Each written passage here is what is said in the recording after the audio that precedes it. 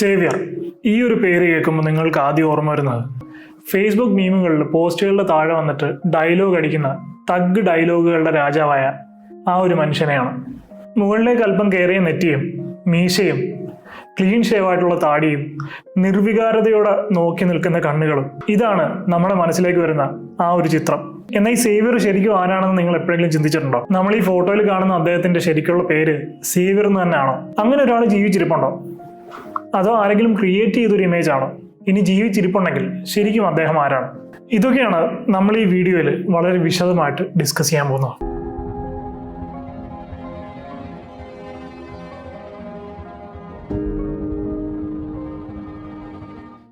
So video ഇഷ്ടമാണെങ്കിൽ തീർച്ചയായും video like ചെയ്യുക, എൻ്റെ ചാനൽ സബ്സ്ക്രൈബ് ചെയ്ത് ബെൽ ബട്ടൺ എനേബിൾ ചെയ്ത് വെക്കുക. ഫേസ്ബുക്കിൽ ഈ വീഡിയോ കാണുന്ന എൻ്റെ സുഹൃത്തുക്കൾ എൻ്റെ പേജ് ഫോളോ ചെയ്യാനും വീഡിയോ ലൈക്ക് ചെയ്യാനും ഷെയർ ചെയ്യാനും മറക്കരുത്. So without further delay, let's get in the video. I am Adil Hussain. Welcome to my channel.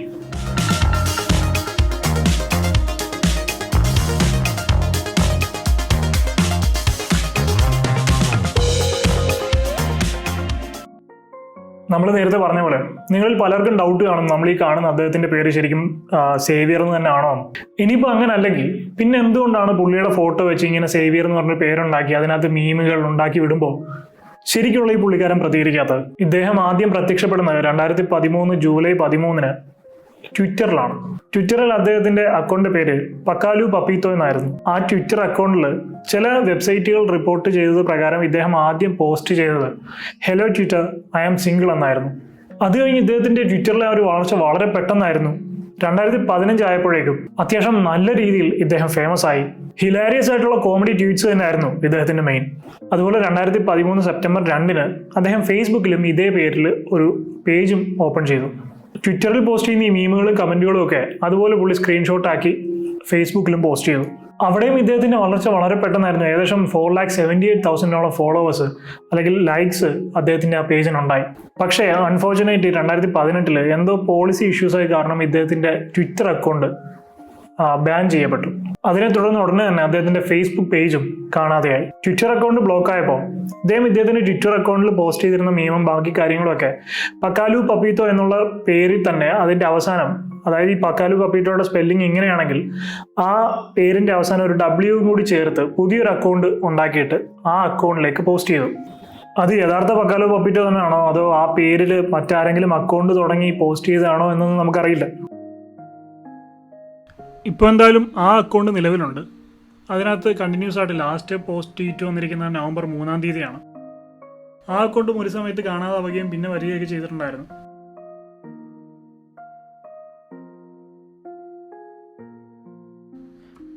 Xavier uncle എന്ന പേരിൽ മറ്റൊരു വെരിഫൈഡ് അക്കൗണ്ടും കൂടി ഈ പക്കാലു പപ്പീറ്റയുടെ ഫോട്ടോ വെച്ചിട്ടുണ്ട്. ഇപ്പോൾ എലോൺ മസ്ക് പൈസ വാങ്ങിച്ചിട്ട് എല്ലാവർക്കും ഈ വെരിഫിക്കേഷൻ കൊടുക്കുന്ന കാരണം ആർക്കും എന്ത് ഫേക്ക് പേരിലും വെരിഫൈഡ് അക്കൗണ്ട് എടുക്കാം എന്ന് പറയുന്ന ഒരു അവസ്ഥയിലെത്തിയിട്ടുണ്ട്.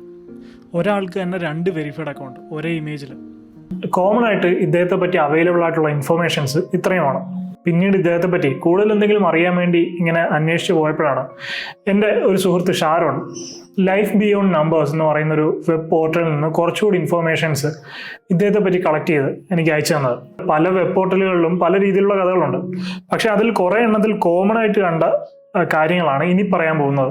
നമ്മുടെ ഈ പക്കാലു പപ്പീത്തോ ഒരു ഇന്ത്യൻ വംശജനാണെങ്കിലും US മിനിയാപോളിസ് എന്ന് പറയുന്ന സ്ഥലത്താണ് ഇദ്ദേഹം താമസിക്കുന്നത്.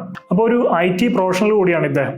2013 നമ്മളെല്ലാവരും സേവ്യർ എന്നറിയുന്ന ഈ പക്കാലു പപ്പീത്തോ അദ്ദേഹത്തിന്റെ ഫ്രണ്ട്സുമായിട്ട് ഒരു നൈറ്റ് പാർട്ടിക്ക് പോയി. അങ്ങനെ അദ്ദേഹം സുഹൃത്തുക്കളുമായിട്ട് സംസാരിച്ചുകൊണ്ടിരിക്കുന്നതിനിടയിൽ, നൈറ്റ് പാർട്ടി എന്ന് പറയുമ്പോൾ തീർച്ചയായിട്ടും മദ്യവും അങ്ങനെയുള്ള കാര്യങ്ങളൊക്കെ ഉണ്ടാവും. അങ്ങനെ സുഹൃത്തുക്കളുമായിട്ടൊക്കെ ഇങ്ങനെ ഇരിക്കുന്ന ആ ഒരു മൊമെന്റിൽ അന്ന് സോഷ്യൽ മീഡിയയൊക്കെ വളരെയധികം പ്രചാരത്തിൽ വന്നുകൊണ്ടിരിക്കുന്ന ഒരു സമയമാണ്. ഫേസ്ബുക്ക്, ഇൻസ്റ്റഗ്രാം എല്ലാം ഇങ്ങനെ പതിയെ വളർന്നു വരുന്ന സമയമാണ്. ട്വിറ്റർ എന്ന് പറയുന്നത് അതിനും വളരെ കാലം മുമ്പുണ്ടായിരുന്നു. പക്ഷേ സെലിബ്രിറ്റീസ് അല്ലെങ്കിൽ അങ്ങനെയുള്ള ഒഫീഷ്യൽസ് ഒക്കെയാണ് ഏറ്റവും കൂടുതൽ അന്ന് ട്വിറ്റർ ഉപയോഗിച്ചുകൊണ്ടിരുന്നത്. അങ്ങനെ അപ്പോൾ ഇങ്ങനെ സംസാരിച്ചുകൊണ്ടിരിക്കുന്നതിനിടയിൽ ഫ്രണ്ട്സിന്റെ ഇടയിൽ ഈ സോഷ്യൽ മീഡിയയെ പറ്റി ഒരു ഡിസ്കഷൻ ഉണ്ടാവുകയും അതിലൊരു ഫ്രണ്ട് പറഞ്ഞു, നീ എന്തൊക്കെ ശ്രമിച്ചാലും നിനക്ക് 5000 കൂടുതൽ ഫോളോവേഴ്സ് ഉണ്ടാക്കാൻ സാധിക്കില്ലെന്ന് ഈ പക്കാലു പപ്പീത്തയോട് അദ്ദേഹത്തിന്റെ ഒരു കൂട്ടുകാരൻ പറഞ്ഞു. അതെന്തോ ഇദ്ദേഹത്തിന് ഇഷ്ടപ്പെട്ടില്ല. ഇദ്ദേഹം പറഞ്ഞു, ഇല്ല എനിക്ക് ഉണ്ടാക്കാൻ സാധിക്കുമെന്ന് പറഞ്ഞു. അങ്ങനെ ഇവർ തമ്മിൽ പറഞ്ഞ് അവസാനം ഇവർ തമ്മിൽ ഒരു ഡീലിലെത്തുന്നു. അതായത് ഒരു നിശ്ചിത സമയം കൊടുത്തിട്ട് ആ നിശ്ചിത സമയത്തിനുള്ളിൽ 5000 ഫോളോവേഴ്സ് ഉണ്ടാക്കുകയാണെങ്കിൽ ഒരു വലിയൊരു എമൗണ്ട് ഈ കൂട്ടുകാരൻ പക്കാലു പപ്പീത്തോയ്ക്ക് കൊടുക്കും. ഇനി അങ്ങനെ ഉണ്ടാക്കാൻ സാധിച്ചില്ലെങ്കിൽ ആ പറയുന്ന എമൗണ്ട് പക്കാലു പപ്പീത്തോ ഈ കൂട്ടുകാരന് കൊടുക്കണം. അങ്ങനെ ഇദ്ദേഹം ആ ബെറ്റ് ഏറ്റെടുക്കുന്നു. ആദ്യമൊക്കെ അദ്ദേഹം എന്തൊക്കെയോ ശ്രമിച്ചെങ്കിലും ഫോളോവേഴ്സ് ഒന്നും കൂടിയില്ല. ഇന്ന് നമ്മൾ മീം അല്ലെങ്കിൽ ട്രോൾ എന്നൊക്കെ പറഞ്ഞ് വിളിക്കുന്ന അങ്ങനെയുള്ള പേരുകളൊന്നും അന്ന് അത്രയും പോപ്പുലർ ആയിട്ടില്ല. അപ്പോൾ അന്നത്തെ കാലത്ത് അദ്ദേഹം ഈ കാണുന്ന പോസ്റ്റുകളുടെ അടിയിൽ പോയി വളരെ രസകരമായിട്ടുള്ള നർമ്മം ഉള്ള കമന്റുകളൊക്കെ ഇട്ടിട്ട് ആ പോസ്റ്റും കമന്റും ഉൾപ്പെടെ സ്ക്രീൻഷോട്ട് എടുത്ത് അദ്ദേഹം ട്വിറ്ററിലും ഫേസ്ബുക്ക് പേജിലും പോസ്റ്റ് ചെയ്യാൻ തുടങ്ങി. അങ്ങനെ പെട്ടെന്നൊരു ദിവസം പപ്പീറ്റോയുടെ ഈ പോസ്റ്റും പേജും എല്ലാം വളരെയധികം ശ്രദ്ധിക്കാൻ തുടങ്ങി. വളരെ പെട്ടെന്ന് ഇത് ആളുകളിലേക്ക് വൈഡ് സ്പ്രെഡായി. അങ്ങനെ 5000 ഫോളോവേഴ്സ് എന്ന് പറഞ്ഞിട്ട് ആ പറഞ്ഞ സമയത്തിനുള്ളിൽ അതിന്റെ ഏകദേശം 100 ഇരട്ടിക്കടുത്ത് ഇദ്ദേഹത്തിന് ഫോളോവേഴ്സ് ഉണ്ടായി. 2015 ആയപ്പോഴത്തേക്കും ഏകദേശം അദ്ദേഹത്തിന്റെ ട്വിറ്ററിലെ ഫോളോവേഴ്സ് 8 ലക്ഷത്തോളമായി. അത് കഴിഞ്ഞ് 2018 ഏകദേശം അദ്ദേഹത്തിന്റെ ട്വിറ്റർ അക്കൗണ്ട് ബാൻ ആകുന്നതിന് തൊട്ട് മുമ്പ് ഏകദേശം 2.13 മില്യൺ ഫോളോവേഴ്സ് ആയിരുന്നു അദ്ദേഹത്തിന് ഉണ്ടായിരുന്നത്. അങ്ങനെ എന്തൊക്കെയോ പോളിസി ഇഷ്യൂസും റൂൾസ് ആൻഡ് റെഗുലേഷൻസും വയലേറ്റ് ചെയ്തത് കാരണം എന്നാണ് നമുക്ക് അറിയാൻ കഴിഞ്ഞത്. അത് കാരണം അദ്ദേഹത്തിന്റെ ട്വിറ്റർ അക്കൗണ്ടും ഫേസ്ബുക്ക് പേജും പെർമനന്റ്ലി ബാൻഡായി. പിന്നീട് കുറച്ച് നാളത്തേക്ക് അദ്ദേഹത്തെ പറ്റി യാതൊരു അറിവുമില്ലായിരുന്നു. അത് കഴിഞ്ഞ് ഞാൻ പറഞ്ഞ പോലെ ഈ പക്കാലു പപ്പീത്തോ എന്ന് പറഞ്ഞ W ആഡ് ചെയ്തിട്ടുള്ളൊരു പേജിൽ കുറച്ച് പോസ്റ്റുകൾ വന്നു. അത് കഴിഞ്ഞ് അതും കാണാതായി. പിന്നീട് മറ്റു പല ആളുകളും ഇദ്ദേഹത്തിന്റെ ഈ പോസ്റ്റുകളും സ്ക്രീൻഷോട്ടുകളും ഒക്കെ എടുത്തിട്ട് അവരുടെ അക്കൗണ്ടിൽ പോസ്റ്റ് ചെയ്യാൻ തുടങ്ങി. അങ്ങനെ ആ കൂട്ടത്തിൽ സേവിയർ എന്ന് പേരിട്ടൊരു അക്കൗണ്ടും ഇതുപോലെ തന്നെ ഈ പക്കാലു പപ്പീത്തോയുടെ പ്രൊഫൈൽ പിക്ചർ വെച്ചിട്ട് അങ്ങനെ കുറേ പോസ്റ്റുകൾ പോസ്റ്റ് ചെയ്യാൻ തുടങ്ങി. അപ്പം ഇത്രയും പേര് പോസ്റ്റ് ചെയ്തതിൽ ഈ സേവിയർ എന്ന് പറയുന്ന അക്കൗണ്ട് വളരെയധികം വൈഡ് പോപ്പുലാരിറ്റി, വൈഡ് റീച്ച് കിട്ടുകയും അത് വളരെയധികം ആളുകളിലേക്ക് റീച്ച് ആകുകയും ചെയ്തു. അങ്ങനെ ഈ കമന്റുകളും മീമുകളും എല്ലാം സേവിയർ ഇടുന്നതാണെന്ന് ആൾക്കാർ തെറ്റിദ്ധരിക്കാൻ തുടങ്ങി. ഈ പക്കാലു പപ്പീത്തോയെ അദ്ദേഹത്തിന്റെ പേരും സേവിയർ എന്നാണെന്ന് ആൾക്കാർ ചിന്തിക്കാൻ തുടങ്ങി. നിങ്ങളിൽ പലരും സേവിയർ എന്നുള്ള പേരിലായിരിക്കും ഇദ്ദേഹത്തെ ആദ്യമായി കണ്ടിട്ടുണ്ടാവുക. പപ്പീത്തോയുടെ കമന്റുകൾ ശ്രദ്ധിച്ചാൽ മനസ്സിലാവും, ഏതൊരു പോസ്റ്റിലും ഏതൊരു വിഷയത്തിലും നമ്മൾ ശ്രദ്ധിക്കാതെ പോകുന്ന ഒരു ഹ്യൂമർ ഫാക്റ്റ് അദ്ദേഹം കണ്ടുപിടിക്കും. എന്നിട്ട് അതിലാണ് അദ്ദേഹം കമന്റ് ചെയ്യുന്നത്. അത് തന്നെയാണ് അദ്ദേഹത്തിന്റെ ഏറ്റവും വലിയ കഴിവ്. അങ്ങനെയാണ് അദ്ദേഹം ഇത്രയധികം പോപ്പുലർ ആയത്. മറ്റുള്ളവർക്ക് സർക്കാസ്റ്റിക് ആയിട്ട് മറുപടി കൊടുക്കുന്നത് മാത്രമല്ല, ഇടയ്ക്കിടയ്ക്ക് സ്വന്തമായിട്ട് ട്രോളാനും അദ്ദേഹം മറക്കാറില്ല. അദ്ദേഹത്തിന്റെ പല കമന്റുകളും നമ്മളെ ചിരിപ്പിക്കുന്നതിനോടൊപ്പം ചിന്തിപ്പിക്കുകയും കൂടി ചെയ്യുന്ന കമന്റുകളാണ്. അങ്ങനെ നമ്മൾ ഈ കമന്റ് ഒക്കെ വായിച്ച് ആരാണ് ഇത് പോസ്റ്റ് ചെയ്തെന്ന് പറഞ്ഞ് അദ്ദേഹത്തിന്റെ പ്രൊഫൈൽ പിക്ചറിലേക്ക് നോക്കുമ്പോഴാണ് യഥാർത്ഥ കോമഡി വർക്കൗട്ട് ആകുന്നത്.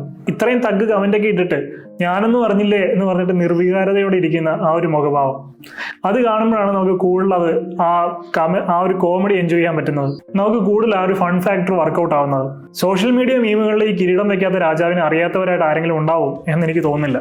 അപ്പോൾ എന്തായാലും ഈ ഒരു വീഡിയോ നിങ്ങൾക്ക് ഇഷ്ടപ്പെട്ട് കാണും എന്ന് ഞാൻ പ്രതീക്ഷിക്കുന്നു. വീഡിയോ ഇഷ്ടപ്പെട്ടുണ്ടെങ്കിൽ തീർച്ചയായും വീഡിയോ ലൈക്ക് ചെയ്യുക, എൻ്റെ ചാനൽ സബ്സ്ക്രൈബ് ചെയ്ത് ബെൽ ബട്ടൺ എനേബിൾ ചെയ്ത് വെക്കുക.